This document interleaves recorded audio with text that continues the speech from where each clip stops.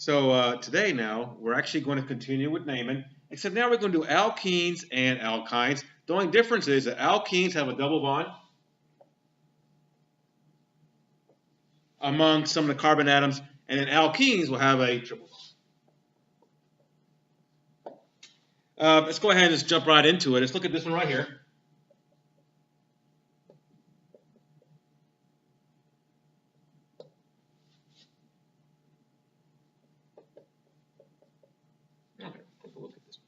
Couple of things, just like we did for alkanes. We're going to number this, but in this case, we're going to number it so that the double bond has the lowest number on there. So again, you got used to going number left to right, right to left. So I'm going to start on this side right here.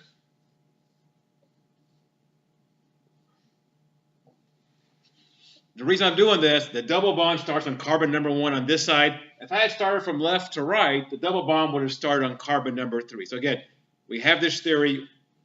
It's got to start on the lowest number, basically, for this. So in this case, it starts on carbon number 1. There's 4 carbons in the chain, so it's going to be but for 4.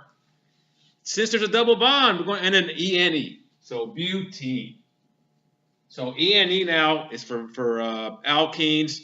We got to say, well, where's that double bond? It could be any one of these carbons. So I'm going to say it starts on carbon number 1. So 1, butene. The newer way of numbering this, which we're not going to do for our textbook, is going to be but1ene. So again, either way is fine. This is supposed to be the newer system. So either way, that's going to be fine. Let's go ahead and change this up a bit. Let's go ahead and do a line angle version of this. So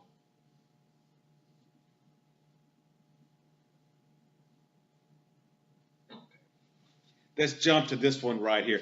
Couple of things. Where the double bond is at takes priority. So we got to look at where the double bond is the lowest number, and then we can worry about the other substituents. So in this case right here, again, in this case we're going to number from left to right. So 1, 2, 5. So I have 5 carbons in the chain. There's a double bond that starts on carbon number 2. So I'm going to say that's going to be 2 pentene. So it starts on carbon number 2. There's 5. It's ene in this case. This is a double bond. Couple things about this one. The other substitution is on carbon number 4. It's a chloro. So I'm going to say 4 chloro 2 pentene. Let's change this up again. Let's take a look at the alkynes. Alkynes are triple bonds. So if I look at something like this,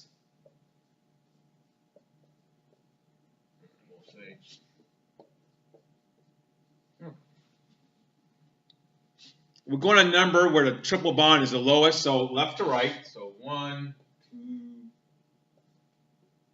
4. Couple of things about that. There's 4 carbons in the chain, so that's going to be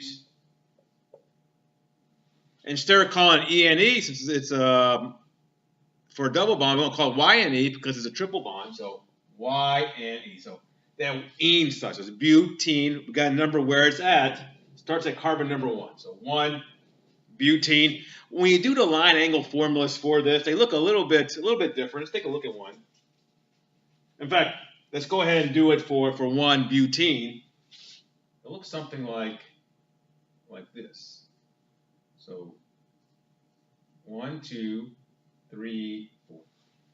That triple bond is linear, so a lot of times you can draw it like this. Again, this corresponds. In fact, it could be 5. So 1, yeah, that's 4. That's 4. Sorry. It's 4 right there. So 1, 2, 3, 4. So again, notice we have that triple bond there. So we have to show the triple bond or a double bond when you're doing the line angle formulas with this. Let's do another one.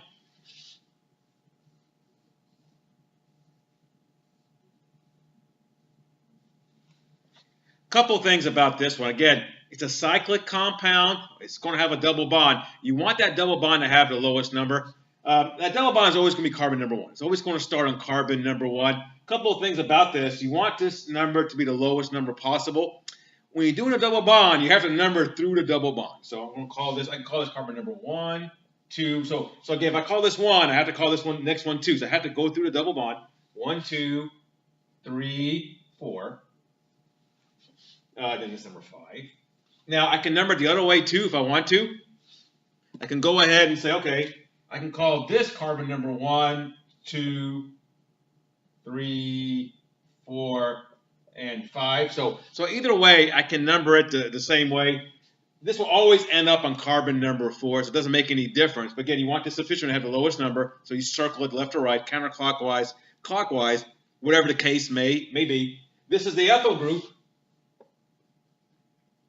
So as 4-ethyl, this is cyclopentene. Starts on carbon number 1.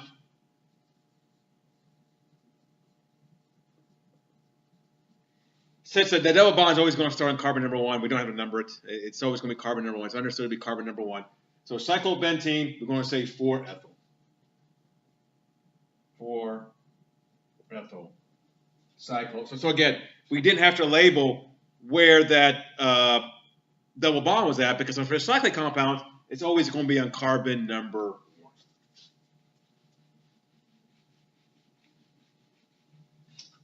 Couple of things with double bonds. They can have a couple they call isomers. So isomers, same formula, different kind of structures. For double bonds, it can be important. You can have something called a cis or trans. You hear this when you have cis fats, trans fats, etc. A couple of things are right here. I've went ahead and I got the model of the cis formation. So this kind of 2 hoops there is a double bond. These things are rigid. They're not going to change formations. They can't move around much. At least they can't break this double bond, basically. These things will spin around because they're single, but you can't break this double bond. So they're rigid. They have a formation. It's going to be a completely different compound than a trans, different chemicals and physical properties. So I'm going to kind of draw this for you for the butene.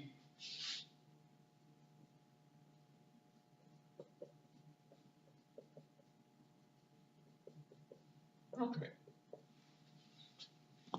This right here is the cis formation. In fact, to number this, I call this 1, 2, 3, 4.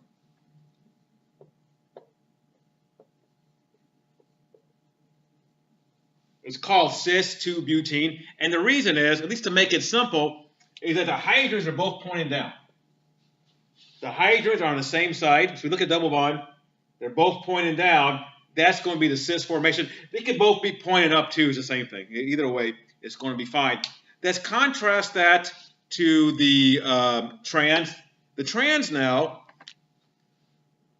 is going to look something like this. And let's go ahead and let me show it with this.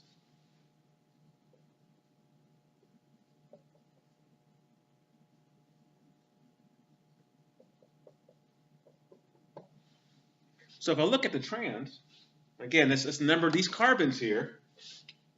So 1, 2, 3, 4. If I look at the transformation now, notice that the hydrogens are in opposite ends. So that's going to be trans. So if the hydrogen on the same side, that's going to be cis. If they're on opposite sides, it's going to be trans. And again, these things have a different formation. If I compare these two, they're 2 different compounds. They're 2 different compounds. They have different chemical and physical properties. In this case, it's going to be trans.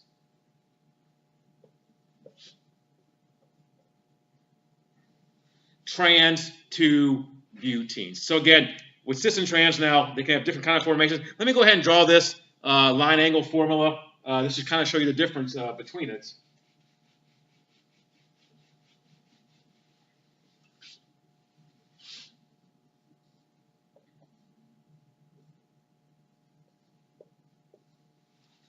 Cis formation, both of these alkanes will go pointed up.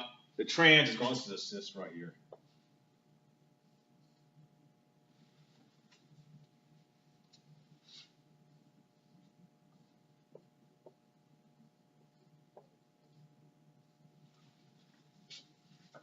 The trans is going to look like this. So this is a trans formation. This is a cis. And again, trans now, I have a methyl group here and a methyl group there pointed in opposite directions. On the cis, they both point up. So anyway, that's going to be it for today. We'll continue next time with aromatics.